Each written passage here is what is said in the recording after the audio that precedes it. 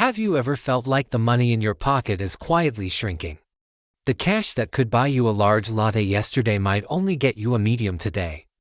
This feeling is what we call inflation. It's like an invisible thief, stealing the purchasing power of our wealth every single day. For people living in countries like Argentina or Turkey, which are experiencing hyperinflation, this feeling is probably 10,000 times stronger. Their local currencies can lose over 200% of their value in a single year. This means that $100 at the beginning of the year might not even buy a loaf of bread by the end of it. Faced with this anxiety of wealth dilution, many are searching for a safe haven. Some choose gold, others opt for US dollars. But today, we're going to talk about a new, highly controversial weapon that's quietly emerging: stablecoins. Can they truly act as a digital Noah's Ark, carrying our wealth to safety from the overwhelming flood of inflation? First, let's get a clear idea of what these stablecoins actually are. You've probably heard of Bitcoin, with its price swinging up and down more wildly than a roller coaster. Stablecoins, as the name suggests, were designed to overcome this intense volatility. They are a type of cryptocurrency, but their goal is to be stable. How do they achieve stability? The most common method is collateralization.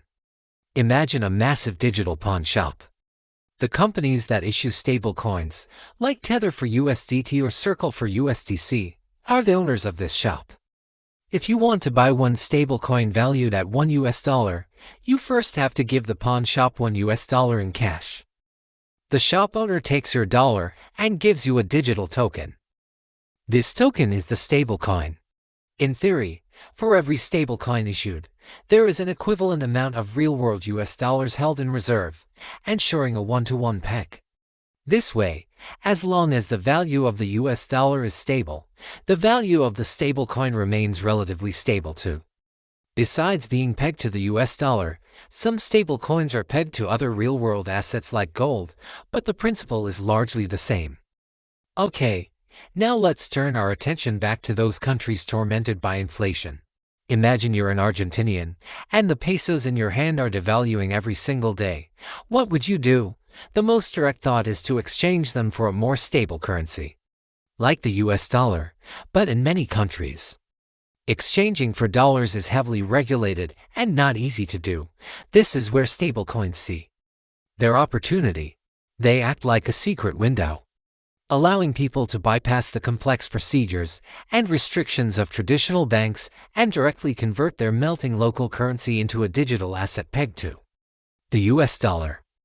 The entire process happens on a blockchain, making it fast, convenient, and relatively low cost. Data shows that in high inflation regions like Argentina and Turkey, the adoption rate of stablecoins is extremely high. The first thing many people do when they get their salary is to immediately convert it to a stable coin like USDT to preserve its value, only converting small amounts back to the local currency when they need to spend it. For them, stablecoins are no longer just an investment, they are a survival tool to protect their family's wealth from being devoured by inflation. Sounds great, right? A perfect tool to fight inflation.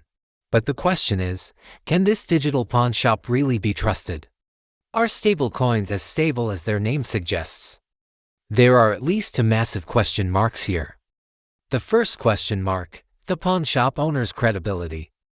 How do we know that the company issuing the stablecoin actually has a one-to-one reserve of US dollars in the bank? What if they secretly use the funds for high-risk investments, or worse, never had sufficient reserves in the first place? This isn't just a baseless worry. Tether, the issuer of USDT, has been heavily scrutinized for its lack of transparency regarding its reserves and was even fined by US regulators. When Silicon Valley Bank collapsed in 2023, Circle, the issuer of USDC, had about 8% of its reserves deposited there. This triggered market panic and caused the price of USDC to temporarily depeg from the dollar, dropping as low as 88 cents. It's like thinking your money is in a digital safe, only to find out someone else holds the key, and that person might not be entirely trustworthy. This model, which relies on the credit of private institutions, carries a huge trust risk. The second question mark: the fragility of algorithms. Besides being backed by fiat currency, there's a more radical type of stablecoin called an algorithmic stablecoin. It has no real-world assets as collateral and instead tries to maintain its value by using a complex algorithm to control supply and demand. This is like a castle in the air, trying to use sophisticated mathematical formulas to defy gravity. It sounds cool, but it's also extremely fragile. In 2022, the once popular algorithmic stablecoin UST and its sister token Luna experienced an epic collapse. In just a few days, over $45 billion in value was wiped out, bringing disastrous losses to countless investors. So, you see, a stablecoin is like a coin with two sides. For people living in high inflation regions, it does provide a lifeline, a tool to hedge against the risks of their local currency. But for a country, the widespread use of stablecoins can create new problems.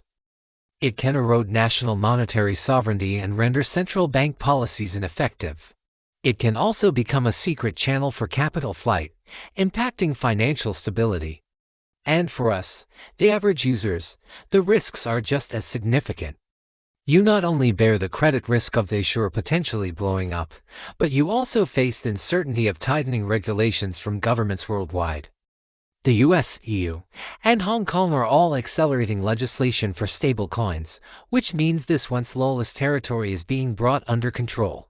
More importantly, even if the US dollar-pegged stablecoin you hold doesn't collapse, it can only protect you from your local currency's inflation, not from the inflation of the US dollar itself. If the Federal Reserve is also printing money, your digital dollars will also lose value. So, let's go back to our initial question: can stablecoins fight inflation? The answer is yes, in certain situations, but they are by no means a perfect, one-size-fits-all solution. For those on the brink of their local currency's collapse, US dollar stablecoin is like a temporary life raft, helping them navigate the most dangerous currents. But this raft is not indestructible. It could capsize at any moment due to issuer credit issues or regulatory storms. For most of us, viewing stablecoins as the ultimate weapon against mild inflation is probably not a wise choice. It's more like a complex financial instrument, full of opportunities, but also riddled with traps. In the future, we might see more government-endorsed, strictly regulated stablecoins, and perhaps even the emergence of inflation-resistant stablecoins pegged to a basket of goods, designed to counter all inflation. But until that day comes, when we gaze into the abyss of stablecoins, the abyss also gazes back at us. Understanding its nature and knowing its risks is far more important than blindly embracing it as a savior. That's all for today. What are your thoughts on stablecoins and inflation? Feel free to leave a comment below. I'm Liu Bing, and I'll see you next time.